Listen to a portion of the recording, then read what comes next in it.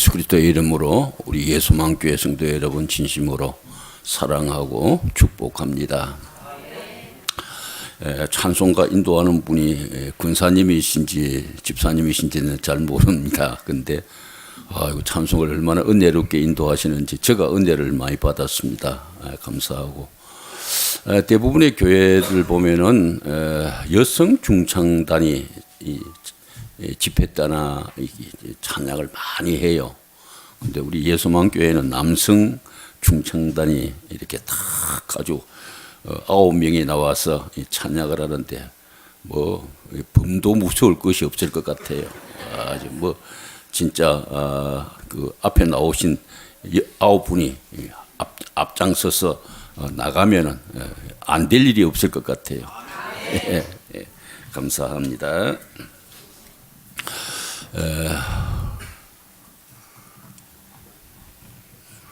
제가 어제 주일날 설교로 좀 길었던 것 같아요. 나는 잘못 착각을 하고 예배 드리고 저녁 먹고 간다. 제가 저녁 먹는다 그 말을 우리 성도들도 다 같이 저녁을 먹고 가는 줄 알고 저녁 먹을 것 같으면 뭐 차분히 해도 안 되겠냐 그런 생각을 가지고 말씀이 좀 길었던 것 같은데 오늘은 그렇게 길지는 않을 거예요. 그러나 또 제가 성의 있게 준비를 했는데 또 그냥 할 수도 없으니까 제가 알아서 1시간은 넘기지 않을 겁니다. 그렇게 이해를 하시고 잘 들으셨으면 좋겠습니다. 영적 특권을 누리는 성도라고 하는 그런 제목입니다. 정말 우리 성도는 행복한 사람입니다. 정말 성도는 행복한 사람입니다. 마귀의 종에서 하나님의 자녀가 된 사람이기 때문에 성도는 행복하지요. 영적 죽음에서 예수 그리스도의 생명으로 다시 살아났기 때문에 우리는 정말 행복한 사람이죠. 모든 것을 잃어버렸던 상태에서 다시 되찾은 회복자이기 때문에 우리 성도는 행복한 사람이죠. 하나님의 구원의 축복을 누리고 살아가는 영적 존재이기 때문에 정말 성도는 행복한 사람입니다. 신명기 33장 29절에 이스라엘이여 너는 행복한 사람이로다. 여호와의 구원을 너같이 얻은 백성이 누구냐. 그런 말씀이 있어요. 거기에다가 이스라엘 백성을 나를 한번 여러분 대입을 시켜보시면 나여 너는 행복한 사람이로다. 여호와의 구원을 너같이 얻은 백성이 누구냐. 정말 하나님의 구원의 은혜를 깨달으면은요 이 구원 얻은 것 너무도 엄청난 은혜요 축복이라서 행복감을 느끼지 아니하고 살아갈 수가 없어요. 하나님의 자녀된 우리 그리스도인들은 진정으로 행복을 누릴 특권을 지니고 있는 거예요. 하나님은 하나님의 자녀된 성도들이 자신의 위치도 모르고 자신의 신분도 모르고 자신의 권세도 모르고 무능하고 무력하고 무가치하게 살기를 원하지 않아요. 우리 하나님은 하나님의 자녀된 우리 성도들이 자신의 위치도 알고 신분도 알고 권세도 알고 참 행복을 느끼면서 그리스도인의 삶에 충실한 삶을 살기를 하나님은 진심으로 원하시고 계시는 거예요. 우리 성도는 하나님의 자녀예요. 우리는 하나님의 자녀이기 때문에 엄청난 하나님의 특권을 지니고 있는 거예요. 이걸 우리가 잘 깨닫고 살아야 돼요. 그리스도인은 여러 면에서 비그리스도인하고 달라요. 가치관도 다르고 생활 양식도 다르고 사고도 다르고 의미도 다르고 목적도 다르고 사물을 보는 견해도 다르고 사물을 대하는 자세도 다르고 우리 인생을 살아가는 의미도 다른 거예요. 우리 그리스도인은 살아가면서 누릴 귀중한 보화들이 너무도 많아요. 기쁨, 소망, 만족, 위로, 행복, 평강 등 정말 누릴 보화들이 너무너무 많은 거예요. 우리는 이 모든 보화들을 우리의 삶 속에서 이론이 아닌 실제로 누리고 사는 그런 사람이 되어야 되는 거예요. 무엇이든 누리지 못하는 것은 별로 의미가 없어요. 여러분 귀한 보배를 가지고 있어도 장롱 속에 일평생 동안 처박아 놓고 한 번도 누리지 못하고 살면은 별로 보화를 가진 의미를 느끼지 못하는 것과 마찬가지예요. 우리의 신앙생활에 있어서도 하나님이 주신 이 보화들을 실제로 누리지 못하고 묻어두고 산다면은 정말 별 의미가 없다고 하지 아니할 수가 없어요. 그래서 누리지 못하는 신앙은 올바른 신앙이라고 말할 수가 없죠. 하나님께서 우리에게 주신 누리도록 주신 모든 보화들을 우리의 삶 속에서 구체적으로 실제적으로 누릴 수 있는 그런 성도가 되어야 돼요. 그리스도인들은 예수 믿는 그날부터 죽을 때까지 계속 하나님의 은혜와 축복과 영적 보화들과 특권들을 다 누리고 살아야 돼요. 누리는 것이 성도의 삶이에요. 누리는 것이 하나님의 원하시는 삶이에요.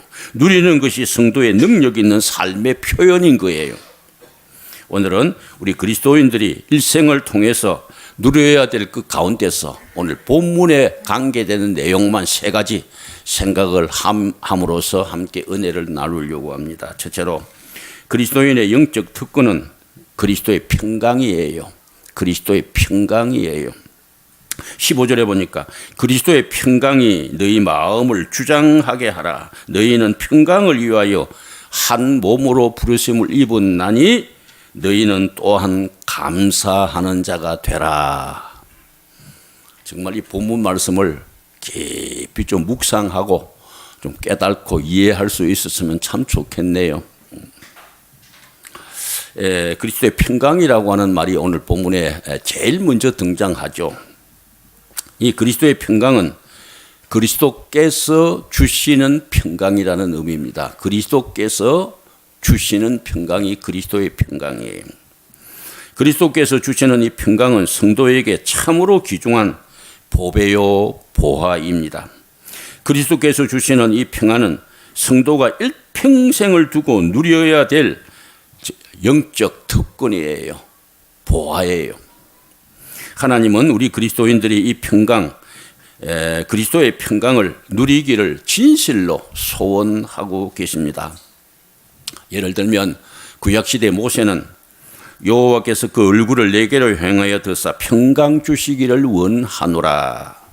민수기 6장 26절에 나타나 있는 말씀인데 이 말씀은 구약시대 출애굽의 영도자 모세가 이스라엘 백성들을 향하여 빈 축도 가운데 한 부분이에요. 하나님은 모세에게 이렇게 축도를 빌어라, 축도를 해라 가르쳤고 그렇게 축도를 할 때에 하나님이 그들에게 그런 복을 주셨다라고 하는 거예요. 우리 예수님께서는 요한복음 14장 27절에 평안을 너희에게 끼쳐놓으니 나의 평안을 너희에게 주노라. 내가 너희에게 주는 것은 세상이 주는 것과 같이 아니하다. 그렇게 말씀하셨어요. 여기에 대해서는 조금 이따가 조금 더 설명을 드리도록 하겠습니다. 우리 예수님은 그리스도인들이 그리스도의 평안을 누리기를 실제로 원하고 있는 거예요. 사도 바울은 서신서를 읽어보면 서신서 초두에 문안 인사를 하면서 하나님과 우리 주 예수 그리스도로부터 은혜와 평강이 너희에게 있을지어다. 항상 거의 바울 서신에 대부분 그런 말씀이 나오고 있습니다. 평강은 하나님으로부터 우리 주 예수 그리스도로부터 오는 축복인 거예요. 평강의 근원이 하나님이요 평강의 출처가 예수 그리스도입니다. 모든 평강은 하나님으로부터 오고 예수 그리스도로부터 오는 겁니다. 사람은 평강을 스스로 만들어낼 수도 없고 또 평강을 내가 가진 평강을 남에게 나누어 줄 수도 없어요. 평강은 하나님만이 그리스도만이 우리에게 주실 수 있는 귀중한 선물이라고 하는 것입니다. 성도들의 이 귀중한 하나님의 선물, 영적 특권을 정말 우리는 우리의 삶 속에서, 신앙생활 속에서 누릴 수 있는 자가 되어야 된다는 거예요. 성도가 왜 이 평강을 누리며 살아야 할까? 우리가 살고 있는 이 세상은 불안의 파도가 넘실거리는 그런 세상이기 때문입니다. 우리가 몸을 담고 있는 이 세상은 불안하기 그지없고 불안의 바람이 쉬지 않고 불고 있고 이제 불안의 파도가 쉬지 않고 치고 있는 세상입니다. 철학자 케콜이라고 하는 실존주의 철학자인데 아주 유명한 철학자입니다. 그분이 하는 말 가운데 인간은 불안한 실존이라 그런 아주 유명한 말을 했습니다. 정말 우리 인간의 불안은 안에서부터 일어나는 불안도 있고 밖으로부터 우리에게 오는 불안도 있어요. 원하는 바 선은 행하지 아니하고 원치 아니하는 바 악을 행한 후에 이 양심의 가책을 받아서 심판을 두려워하는 이런 불안들은 안에서 일어나는 불안이에요. 늙고 싶지 않은데 늙어가고 병들고 싶지 않은데 병들고 그리고 죽고 싶지 않은데 죽어야 하는 이런 불안들은 다 내 안에서 일어나는 불안들이에요. 그리고 밖에서 오는 불안들도 있어요. 태풍이 불고 폭우가 쏟아지고 지진이 일어나고 전염병이 창궐하고 교통사고가 생기고 화재가 발생하고 지하철이 무너지고 비행기가 추락하는 이런 것들은 다 밖에서 오는 불안들이라고 할 수가 있어요. 우리가 살고 있는 이 세상에는 불안의 요소들이 거미줄처럼 얽히고 설켜 있기 때문에 한시도 마음을 놓을 수가 없는 것이 우리의 현실입니다. 그래서 우리는 이런 불안한 세상 속에 살면서 우리 주님이 주시는 평강을 누리고 살 수 있어야 한다라고 하는 거예요. 그리고 왜 우리는 평강을 누리며 살아야 되는가? 우리가 살고 있는 이 세상은 염려, 근심, 걱정으로 꽉 차 있는 세상이기 때문입니다. 인간은 염려가 버릇이에요. 염려하는 것이 몸에 딱 배어 있어요. 대단히 죄송합니다만 오늘 예수 믿는 성도들도 보면은요, 참 염려를 하고 있는 사람들이 너무 많아요. 너무 많아요. 염려는 우리의 영혼을 흐리게 만드는 영혼의 먼지예요. 염려는 우리의 정신을 병들게 만드는 영혼의 질병이에요. 염려는 우리의 신앙을 흐리게 만드는 영혼의 안개예요. 염려는 신앙이 약한 자가 갖는 잘못된 습성이고 버릇이에요. 이 염려에 빠지고 있는 동안에 우리는 하나님의 은혜도 잊어버리고 하나님도 잘 알지 못하고 하나님의 약속도 붙들지 못하고 하나님의 말씀도 붙잡지 못하고 살아가는 거예요. 그래서 성경은 너희 모든 염려를 주께 맡겨라. 옛날 개역성경 너희 모든 염려를 주께 맡겨버려라. 그렇게 말했어요. 그 표현이 더 강해요. 살아가는데 필요한 모든 염려 내가 끌어안고 하지 말고 우리 예수님께 맡겨버리라. 딱 주님 앞에 던져버리면 편안한 마음으로 살아갈 수가 있는 거예요. 이런 염려, 근심, 걱정에 빠져들기 쉬운 우리 인생이기 때문에 하나님이 주신 이 평강의 특권을 우리는 누리면서 살 수 있어야 되는 거예요. 그러면 주님이 주시는 이 평강은 어떤 평강인가? 환경을 초월하는 평강이에요. 환경을 초월하는 평강이에요. 조금 전에 제가 인용했습니다. 요한복음 14장 27절 말씀에 평안을 너희에게 끼쳐노니 곧 나의 평안을 너희에게 주노라. 내가 너희에게 주는 것은 세상이 주는 것과 같지 아니하다. 여러분, 예수님이 어떤 상황 속에서 이 말씀을 하셨는지 한번 잘 생각해 보세요. 이 요한복음 14장은요, 다락방 강화의 일부예요.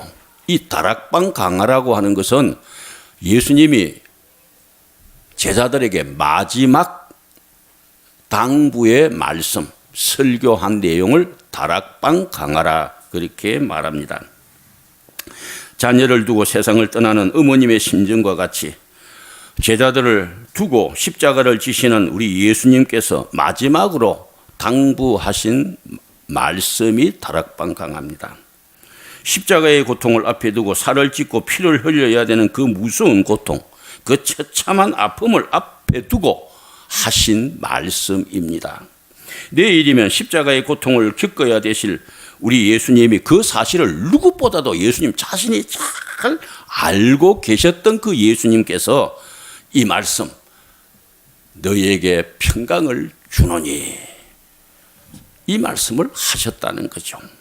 우리가 환경적으로 도저히 어울리지 않는 말씀이에요. 분위기적으로는 도저히 맞지 않는 말씀이에요. 현실적으로는 도저히 조화가 되지 않는 말씀이에요.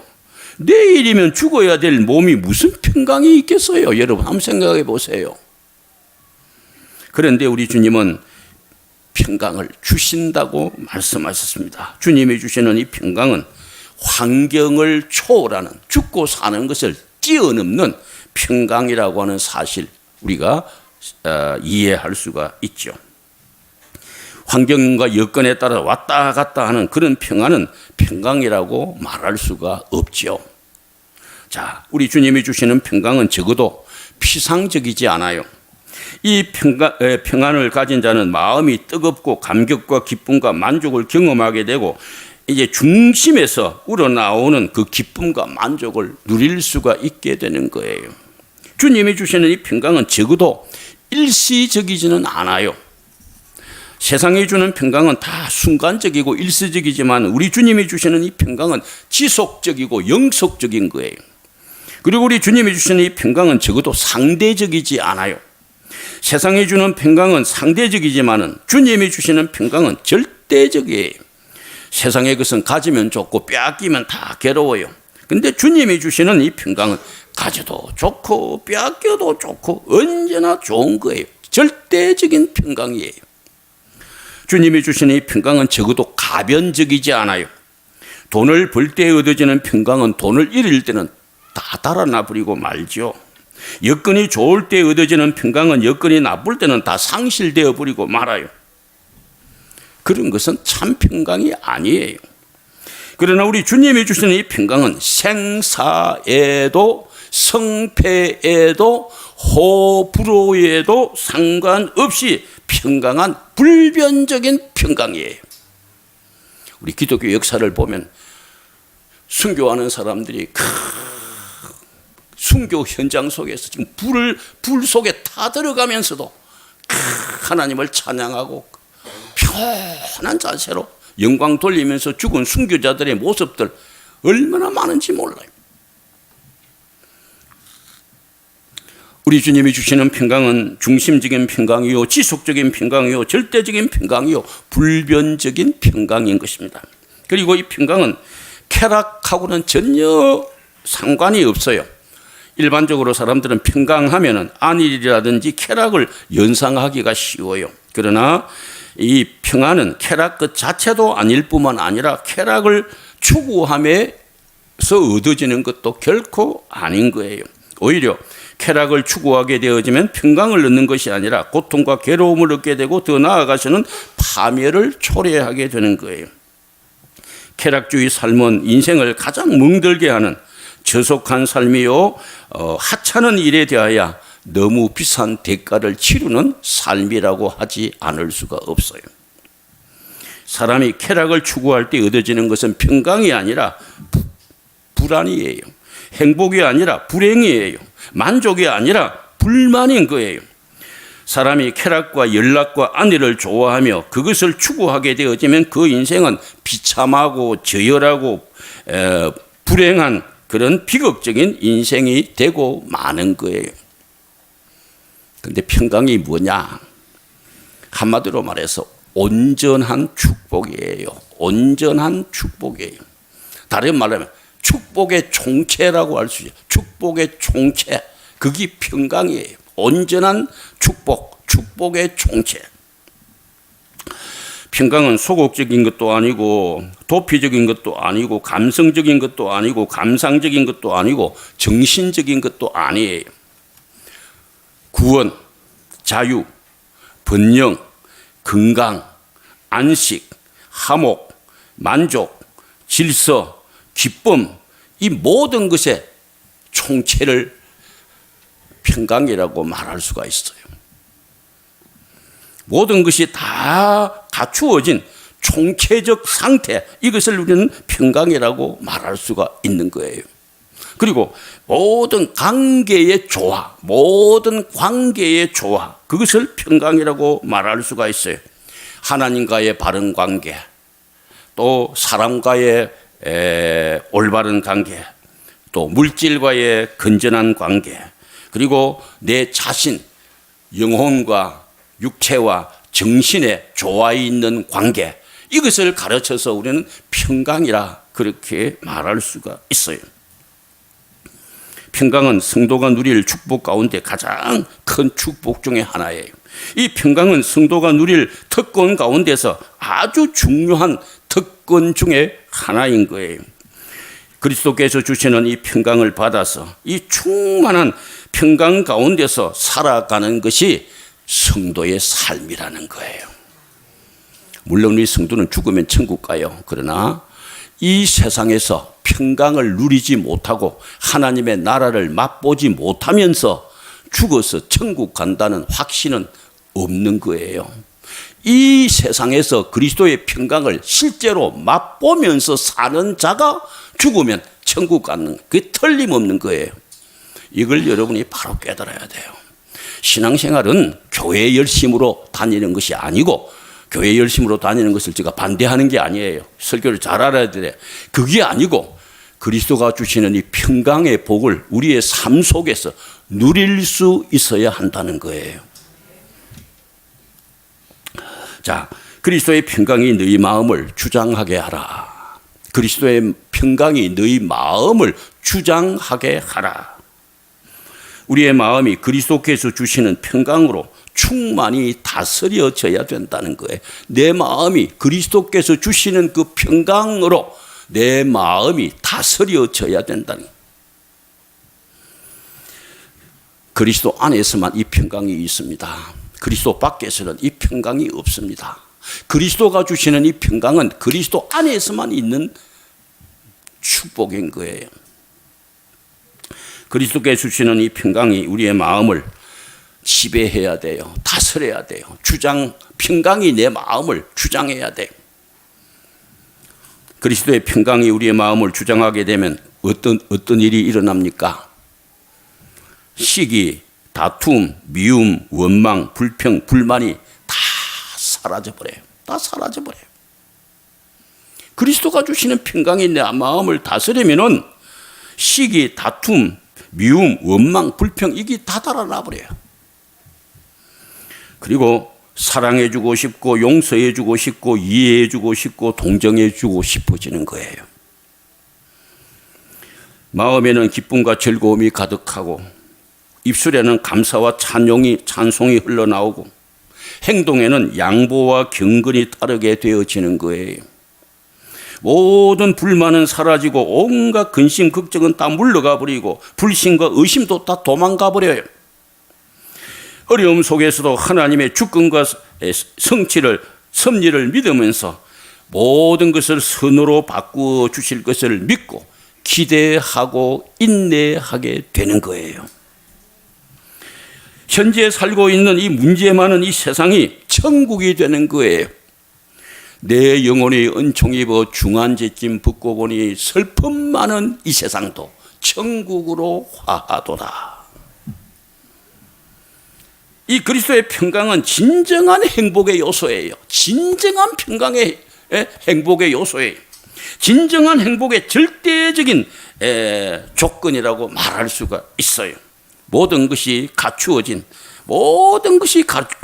있어도요, 평강이 없으면은 행복하지 않아요.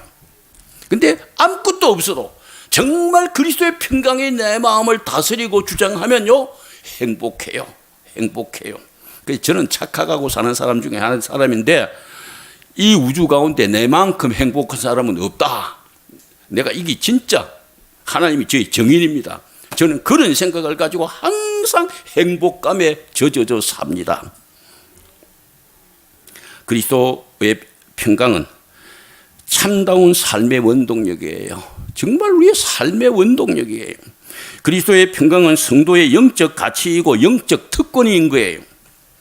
그리스도께서 주신 이 평강을 마음껏 누릴 수 있는 여러분이 되시기를 바랍니다. 그러면 여러분 행복할 것입니다. 삶의 의욕이 용솟음치게 될 것입니다.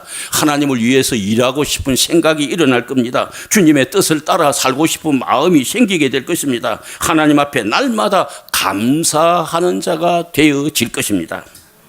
여러분은 이 평강을 위하여 부르심을 입었다. 평강을 위하여 부르심을 입었다. 이 놀라운 진리, 영광스러운 하나님의 자녀라고 하는 이 놀라운 진리를 바로 깨달으시고, 하나님이 나에게 염려하고 걱정하고 괴롭고 고통스럽게 살라고 부르신 게 아니고 평강을 위하여 우리를 불러주셨구나, 그렇게 생각하고 이 평강을 여러분의 실제 삶 속에서 누리는 은혜가 있기를 주의 이름으로 축복합니다. 둘째로 그리스도인의 누려야 될 영적 특권의 두 번째는 그리스도의 말씀입니다. 16절에 보니까 그리스도의 말씀이 너희 속에 풍성히 거하여 모든 지혜로 피차 가르치며 근면하고 시와 참 찬송과 신령한 노래를 부르며 감사하는 마음으로 하나님을 찬양하라, 그렇게 말씀하셨어요. 그리스도의 말씀이 우리 속에 풍성히 거하는 것은 우리의 마음이 하나님의 말씀으로 가득 채워지는 것을 말하는 거예요. 그리스도의 말씀을 우리 가슴 속에 풍성히 새겨야 되는 거예요. 그리스도의 말씀은 그리스도인의 보화요, 보배요, 특권이요, 재산입니다. 우리 그리스도인이 정말로 누려야 할 보배와 특권은 진리의 말씀, 그리스도의 말씀이에요. 우리가 신앙생활을 성공하느냐 성공하지 못하느냐의 기준도 바로 여기에 있다고 해도 지나친 말이 아니에요. 기독교는 말씀의 종교고 우리 기독자는 말씀의 사람이에요. 그리고 기독교의 진수는 말씀이신 예수 그리스도예요. 하나님은 말씀으로 우주 만물을 창조하셨어요. 예수님은 처음부터 말씀이신 로고스 자신이세요. 예수님은 사탄의 시험을 말씀으로 이기시고 승리하셨어요. 말씀은 들음에서 나며 들음은 그리스도의 말씀으로 말미암는다, 그렇게 말씀하셨어요. 무슨 말이냐 하면 그리스도의 말씀을 듣다가 보면 믿음이 생기게 된다, 그 이야기예요. 그러므로 신앙의 근본은 말씀이에요. 신앙생활은 말씀을 떠나서는 존재할 수가 없어요. 말씀을 떠나서는 존재할 수가 없는 거예요. 우리의 신앙의 근거가 모름지기 그리스도의 말씀, 하나님의 말씀이라고 하는 사실을 기억하셔야 돼요. 귀에 있는 자는 성령이 교회들에게 하시는 말씀을 들을지어다. 요한계시록 2장 3장에 7번 나타나고 있어요. 이 7번이라는 것은 유대인의 수조는 완전수를 말하는 거예요. 똑같은 단어를 7번이나 귀에 있는 자는 성령의 교회들에게 하시는 말씀을 들을지어다 7번이나 계시록 2장 3장에서 되풀이되고 있다고 하는 것은 이 말씀이 얼마나 중요한 말씀인가를 우리에게 시사해 주는 말씀이에요. 모든 성도들이 자기들의 생활 속에서 제일 먼저 귀 기울여 들어야 할 것이 하나님의 말씀, 그리스도의 말씀, 성령의 말씀입니다. 모든 성도들이 신앙생활의 출발점에서 가장 관심을 깊이 기울여야 될 것이 그리스도의 말씀, 하나님의 말씀입니다.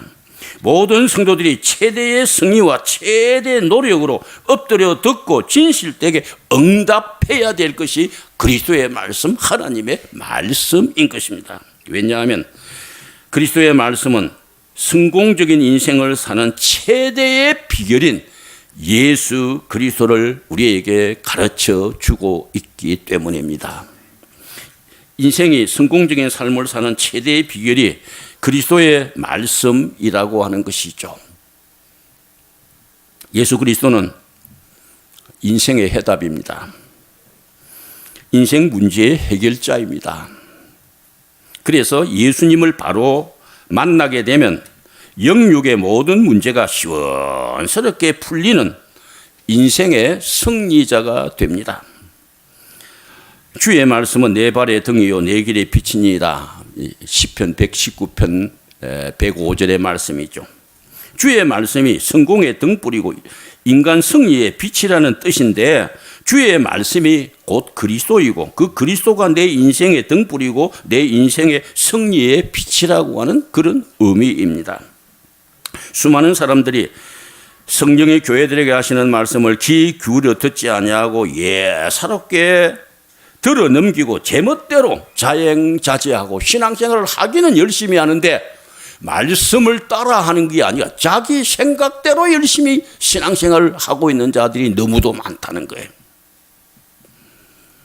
성령이 교회들에게 하시는 말씀을 귀 기울여서 듣고 순종하여 살기만 하면 틀림없이 성공적인 인생, 승리적인 인생을 살아갈 수가 있는 것입니다.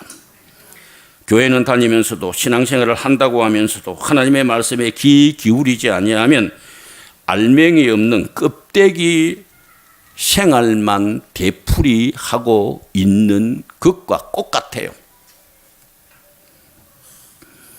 우리 그리스도인이 사탄의 유혹에서 승리할 수 있는 비결이 그리스도의 말씀을 마음속에 깊이 간직하고 새기는 것입니다.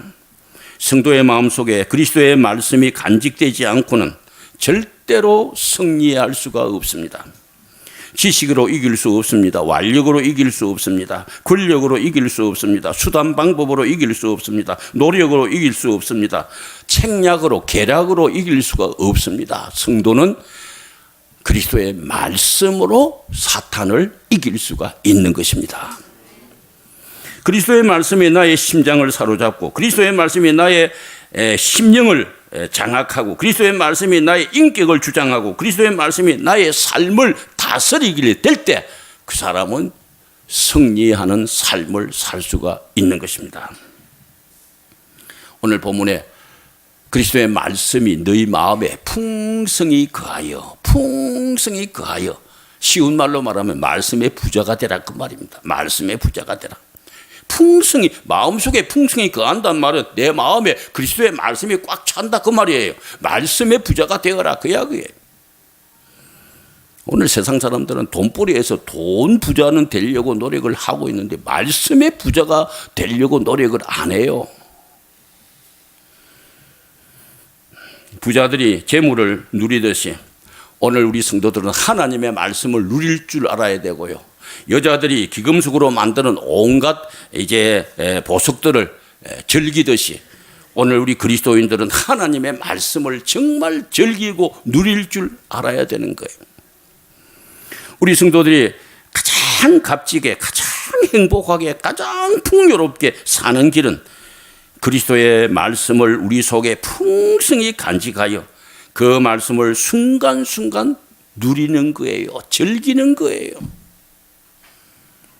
시편 기자는 복 있는 사람은 악인의 길을 쫓지 아니하며 죄인의 길에 서지 아니하며 오만한 자의 자리에 앉지 아니하고 오직 여호와의 율법을 즐거워하여 그 말씀을 주야로 묵상하는도다. 여러분, 하나님의 말씀을 내 보화처럼 마음속에 간직하고 그걸 누리고 그걸 즐거워해야 돼. 다윗은 주의 말씀의 맛이 내게 어찌 그리 단지요. 내 입에 꿀보다 더하나이다. 내 입에 꿀보다 더하나. 하나님의 말씀의 맛이 얼마나 단지 꿀보다 송이꿀보다 더 달다. 저 다윗의 고백이에요. 말씀의 맛이 꿀맛이라는 말이죠. 참 말씀을 즐겼다는 거예요. 여러분 목사님이 설교를 할 때요, 그 설교의 말씀이요 꿀맛이 돼가지고 막 말씀에 빠져버리는 그런 사람이 되어야 돼요. 그런 성도가 되어야 돼요. 우리는 하나님의 말씀을 즐거워해야 돼요. 하나님의 말씀을 읽기도 싫어하고 듣기도 싫어하고 말씀에 대한 참맛을 모르는 사람은 신앙이 건강하지 못한 사람의 틀림이 없어요. 사람이 건강하지 못하면 음식의 맛을 잃어버리게 되어요. 그러나 건강한 사람들은요, 음식 맛이 꿀맛이에요. 꿀맛이에요. 저는요, 누구한테 그런 이야기 했으면 술, 담배하고 마약만 빼고는요, 못 먹는 음식이 없어요. 다 입에 맞아요. 다 꿀맛이에요. 뭐 좋은 음식도 맛있고, 그냥 일반 음식도 맛있고, 그냥 맛있어요. 그게 건강하다는 증거예요. 하나님의 말씀을 들을 때 그 맛이 꿀맛 같아야 되고, 말씀 때문에 마음이 막 즐거워야 돼요. 그래야 믿음이 건강한 사람이라고 말할 수가 있어요. 우리가 하나님의 말씀을 보화로 여겨서 진정 바르게 섭취하기만 하면 아주 무한한 영적 유익, 끝없는 영적 풍요를 누리게 되어지는 거예요. 하나님의 말씀의 맛은 정말 위대해요. 히브리서 4장 12절 13절에 하나님의 말씀은 살았고 활동력이 있어 좌우에 날선 어떤 군보다도 예리하여 혼과 영과 및 골수와 간절을 찔러 쪼개기까지 하며 또 마음의 생각과 뜻을 판단하나니 지으신 것이 하나라도 그 앞에 나타나지 않음이 없고 우리의 결산을 받으실 이의 눈앞에 만물이 벌거벗은 것 같이 드러나는도다. 하나님의 말씀은 생명력과 운동력과 활동력이 있습니다. 하나님의 말씀은 예리하고 날카롭습니다. 하나님의 말씀은 영과 혼과 관절과 골수를 찔러 쪼갭니다. 의사들이 환자들을 수술대에 눕혀놓고 예리한 칼로서 수술하듯이 성령님께서 성도를 신령한 수술대에 눕혀놓고 하나님의 말씀으로 수술을 하는 거예요. 말하자면 하나님의 말씀이 영혼의 메스라는 말과 같은 뜻이에요. 하나님의 날카로운 말씀의 칼날이 우리의 굳은 자아가 쪼개져야 돼요. 완악한 심령이 깨어져야 돼요. 무딘 영혼이 찔림을 받고 성령의 수술을 받아야 돼요. 하나님의 말씀은 마음의 생각과 뜻을 판단해요. 이 세상의 권력이 아무리 강해도 우리 인간의 마음까지를 다스릴 수는 없어요. 막강한 국가 권력이라도 그것이 인간의 마음까지는 다스릴 수가 없는 거예요. 그런데 하나님의 말씀은 마음의 생각과 뜻을 판단하고 감찰한다고 했어요.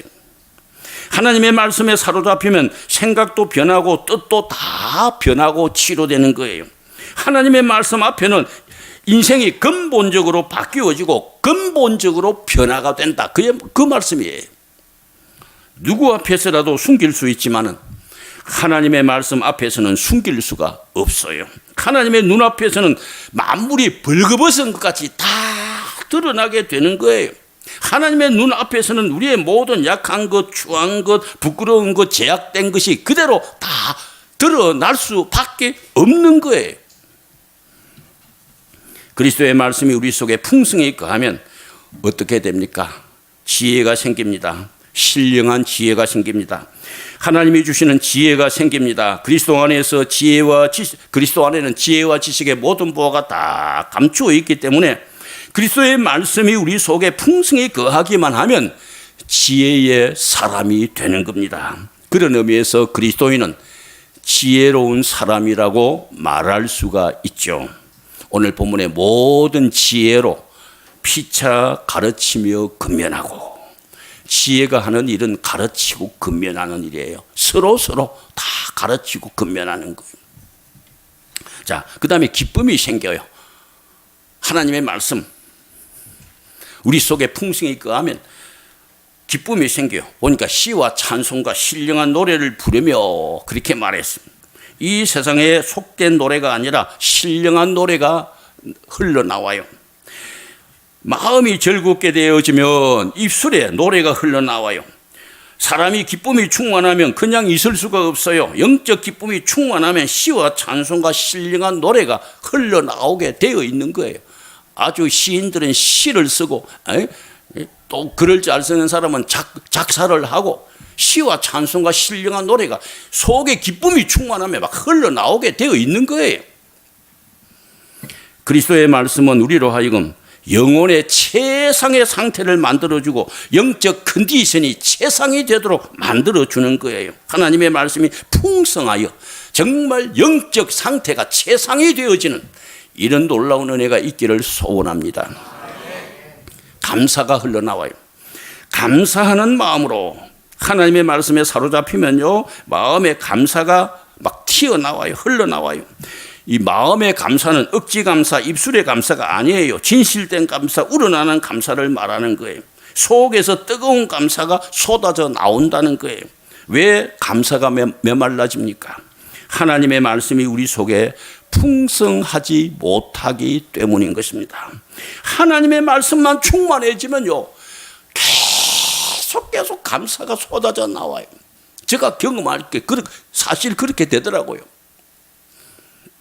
그 다음에 찬송이 생겨요.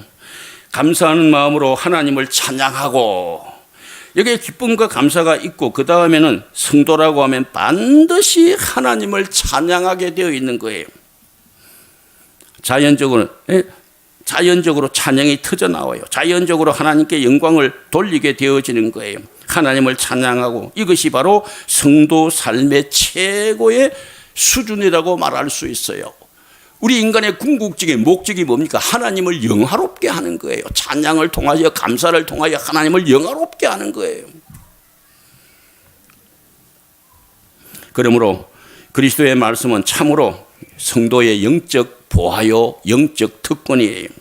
하나님의 말씀은 지혜를 일으키고 기쁨을 일으키고 감사를 일으키고 노래를 일으키고 드디어 궁극적으로는 하나님께 영광을 돌리게 되어진다고 하는 것이죠. 이 그리스도의 말씀이 여러분의 마음속에 풍성히 거해서 이와 같은 아름다운 삶을, 이 행복한 삶을, 이 염려, 근심, 걱정 많은 이 세상에서 정말 행복하게 살아가는 여러분들이 될 수 있기를 주의 이름으로 축복합니다. 마지막으로 그리스도인이 누릴 영적 특권은 그리스도의 이름입니다. 오늘 우리 17절 말씀에 또 무엇을 하든지 말이나 일이나 다 주 예수의 이름으로 하고 그를 힘입어 하나님 아버지께 감사하라. 말을 하든지 일을 하든지 무엇을 하든지 다 예수님의 이름으로 하라고 가르치고 있습니다. 성도는 무엇을 하든지 예수님 이름으로 해야 됩니다.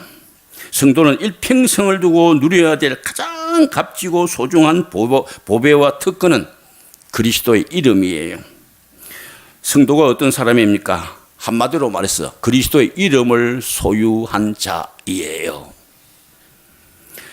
성도의 성령의 밝은 조명에 의해서 예수 이름의 이 권세, 예수 이름의 의미를 정말 깨달아가는 은혜가 있기를 소원합니다.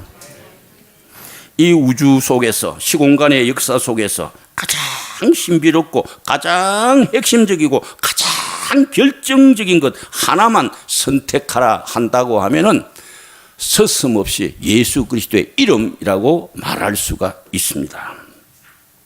예수 그리스도의 이름은 예수 자신을 의미하고요. 예수 그리스도의 이름은 그리스도의 권세와 능력을 의미해요. 이름이라는 것은 인격, 신분, 지위, 권능, 권세, 존재를 표시하는 거예요. 예수 그리스도는 정말로 위대하신 분이에요. 저는 수십 년 동안 이 예수님에 대해서 저 나름대로 최선을 다해서 연구하고 있습니다만은 끝이 없어요. 끝이 없어요. 사랑하는 우리 예소망교회 성도 여러분, 그 예수님을 그냥 싱겁게 믿지 마시고 그리스도의 이름의 가치를 알아서 정말 좀 뜨겁게 진지하게 예수를 믿는 여러분이 되실 수 있기를 저는 소원합니다.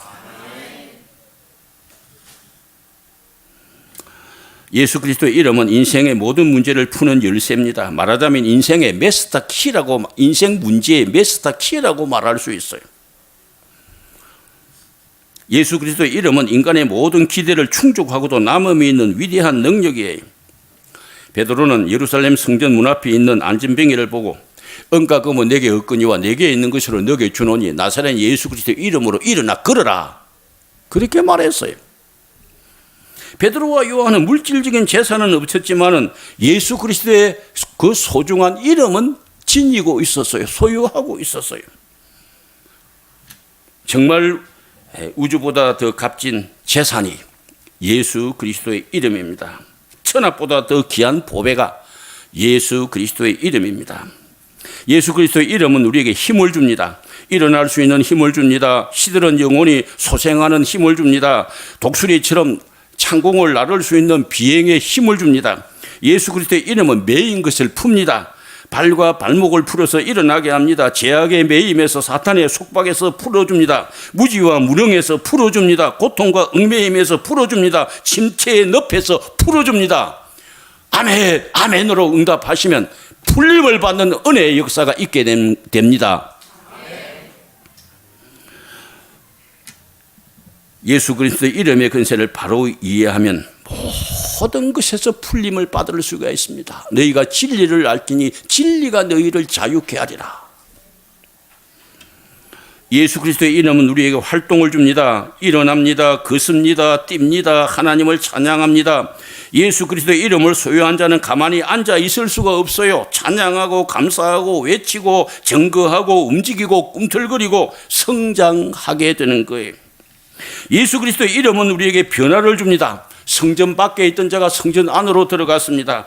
앉아 있던 자가 일어나 걷고 뛰고 했습니다. 하나님에 대해서 무관심한 자가 하나님을 높이고 찬양했습니다. 예수 그리스도의 이름은 우리에게 기쁨과 만족과 평안을 줍니다. 예수 그리스도의 이름은 우리로 하나님의 자녀가 되게 합니다. 신약 성경에 하나님의 자녀란 말이 3번 나타나는데 세 분 다 잘 들어보세요. 영접하는 자고 그 이름을 믿는 자들에게는 하나님의 자녀가 되는 권세를 주셨으니 그 기쁘신 뜻대로 우리를 예정하사 예수 그리스도로 말미암아 자기의 아들들이 되게 하셨으니 너희가 다 믿음으로 말미암아 그리스도 예수 안에서 하나님의 아들이 되었으니 이 세 개 다 시간이 없어 자세한 설명을 못 드립니다. 하나님의 아들이 되는 비결은 예수 그리스도로 말미암아 예수 그리스도 안에서 그 예수 그리스도를 영접하여 믿으면 하나님의 자녀가 되고 하나님의 아들이 되는 거예요. 다른 길은 없어요. 다른 길은 없어요. 우리가 하나님의 자녀 되는 것하고 예수 그리스도하고는 떼어놓을 수 없는 불가분리의 관계를 갖고 있어요. 예수 그리스도의 이름은 하나님의 자녀되게 하는 권세가 있습니다. 자, 예수 그리스도의 이름은 고침의 원동력입니다. 변화의 원동력입니다. 소생의 원동력입니다. 활동의 원동력입니다. 예수 그리스도의 이름은 영육의 모든 질병, 모든 정신적인 질병, 결점, 부족 등을 깨끗이 치료하는 능력입니다. 예수 그리스도의 이름은 여러분의 인생관을 변화시키고 가치관을 바꾸고 세계관을 변화시키고 목적을 바꾸고 사상까지 뒤바꾸는 위대한 능력입니다.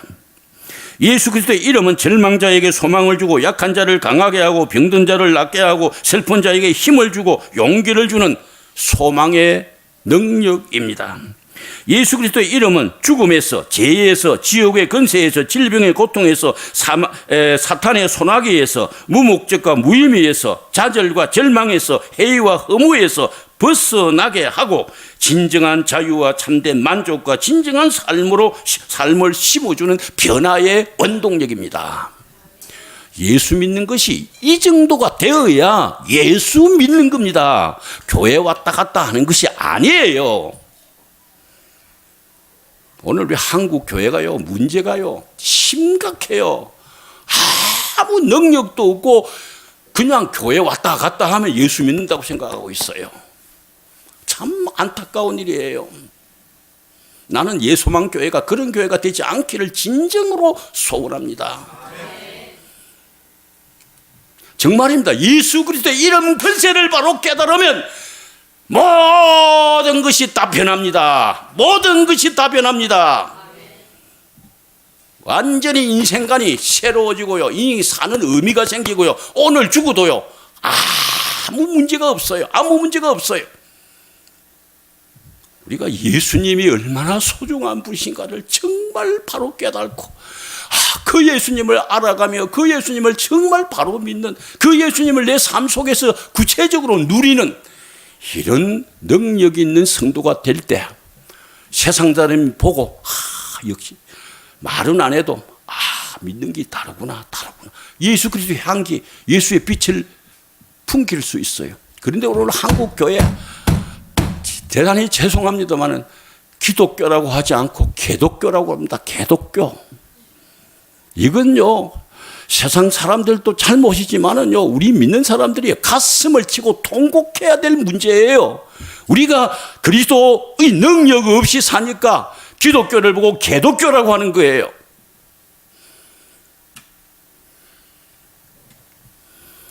우리 인생의 진정한 성공을 향하여 가는 길은 예수 그리스도밖에 없어요. 그런 의미에서 예수 그리스도를 얻는다고 하는 것은 정말로 인생 전부를 얻는다고 해도 과언이 아닌 거예요. 예수 그리스도의 이름은 만능이에요. 사탄을 이기신 예수 그리스도를 믿으면요, 사탄을 이기게 되고요, 모든 저주를 극복하신 예수 그리스도를 믿으면 우리는 모든 저주에서 풀려나게 되고요, 죄를 이기신 예수 그리스도를 믿으면 우리는 죄를 이길 수 있게 되고요, 하나님을 만나는 유일한 길이신 예수 그리스도를 믿으면 하나님을 만나게 되어지고요, 구원을 주시는 예수 그리스도를 믿으면 구원을 받게 되는 거예요. 이 파란만장한 역사 속에서, 이 광활한 우주 속에서, 이 다양한 시공간의 세계 속에서 예수 그리스도의 이름만큼 중대하고 가치 있고 능력 있는 이름은 정말로 존재하지 않습니다. 성도에게 있어서 예수 그리스도의 이름은 가장 귀중한 재산이요, 가장 가치 있는 보배요, 가장 빛나는 특권이요, 영광입니다. 이 예수 그리스도의 이름을 마음껏 여러분의 삶 속에서 구체적으로 누릴 수 있는 이 은혜가 있기를 우리 주님의 이름으로 축복합니다. 정말로 믿으면 기적이 나타납니다. 능력이 나타납니다. 병이 치료됩니다. 사탄이 물러갑니다. 문제가 해결됩니다. 이걸 여러분 깨달으시고 이론적인 신앙이 아닌 정말 살아있는 신앙을 가질 수 있는 오늘 우리 예소망교회 성도님 다 되실 수 있기를 우리 주 예수 그리스도의 이름으로 축복합니다. 아멘. 한번 기도하겠습니다. 하나님 아버지, 이 부족한 종이 예소망교회 성도들에게 우리 성도가 누릴 영적 특권에 대해서 그리스도의 평강과 그리스도의 말씀과 그리스도의 이름이라는 사실을 충분하게 다 설명은 못했습니다마는 시간 안에 말씀을 전했습니다. 하나님, 이 말씀이 이론으로 끝난다면 무슨 의미가 있겠습니까? 성령 하나님이 오셔서 임재하여 주시옵소서. 능력으로 역사하여 주옵소서. 이들의 가슴 속에 그리스도의 평강을 주시옵소서. 그리스도의 말씀을 주시옵소서. 그리스도의 이름을 소유할 수 있게 하여 주옵소서. 그리스도의 이름을 내가 믿을 때, 그리스도의 이름을 내가 믿을 때 하나님, 이름을 믿는 자의 역사가 구체적으로 나타나는 은혜가 있게 하여 주옵소서.